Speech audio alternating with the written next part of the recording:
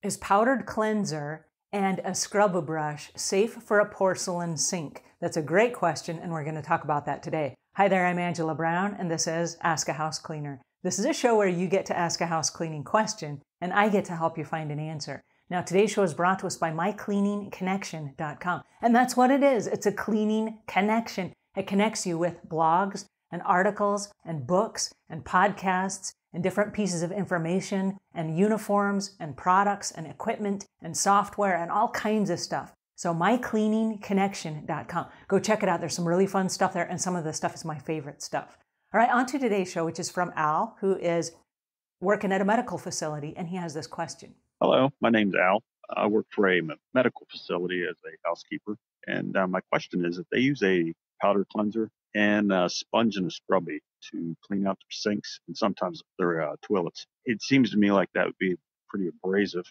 What would be your opinion on that? All right, that's a great question. And yes, it is safe to use depending on what you have. Now, if you've been trained by the company that you work for and they say that you're going to use some kind of a powdered cleanser and a scrub brush, that is what they're expecting you to use. Those are their trained items that are work smart, not hard items for the job that you're doing.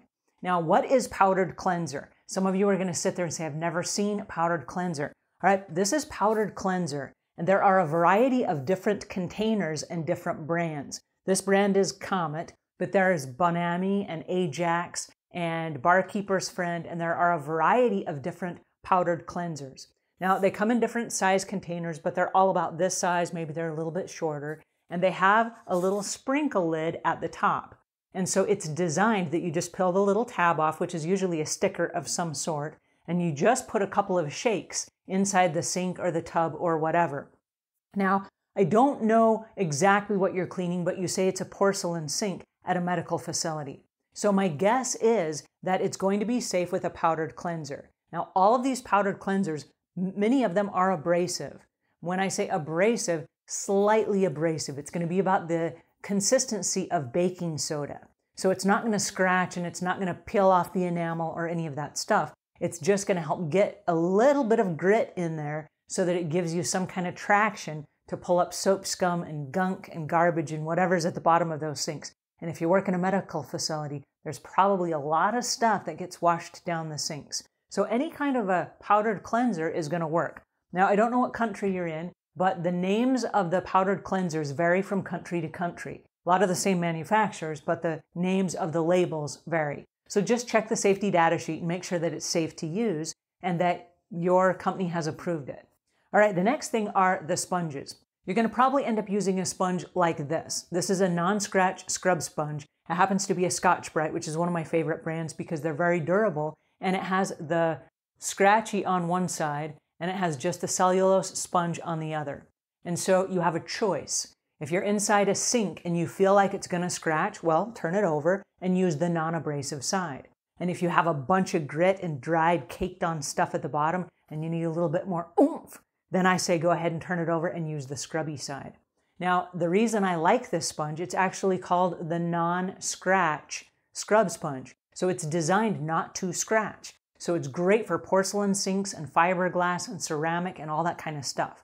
So even a bathroom tile, if you have something that's sticky on the floor, you can grab your sponge and you can scrub it up with your non-scratch scrub sponge. It's not going to hurt the ceramic tile either. So it's designed for tubs and bathroom sinks and toilets and all that kind of stuff. Now I say toilet. I'm hoping you don't use this around the icky part of the toilet. But if you have, because you're then not going to want to transfer it to something else, okay? But there are places of the toilet, maybe it's the outside of the toilet or the base of the toilet where something got stuck on there and you need to scrub it off. You certainly can use this. And then sanitize your sponges before you go on to the next thing.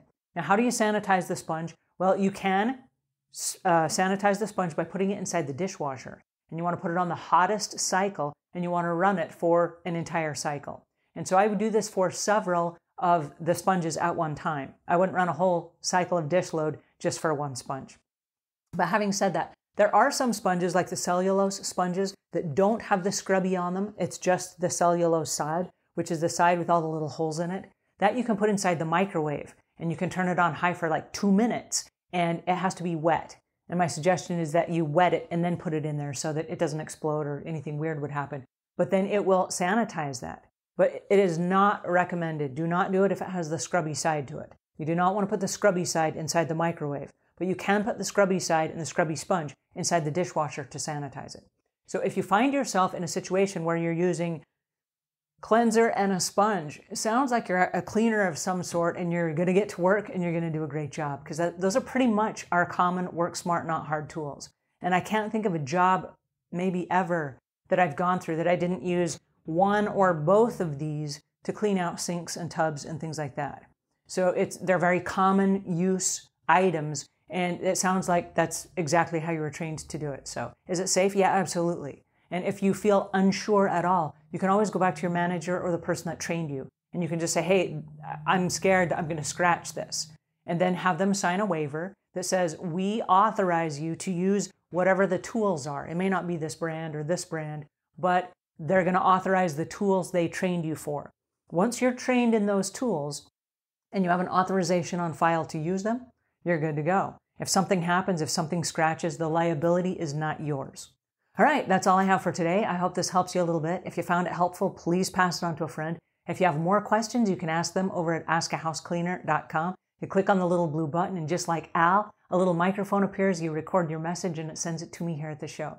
All right, until we meet again, leave the world a cleaner place than when you found it.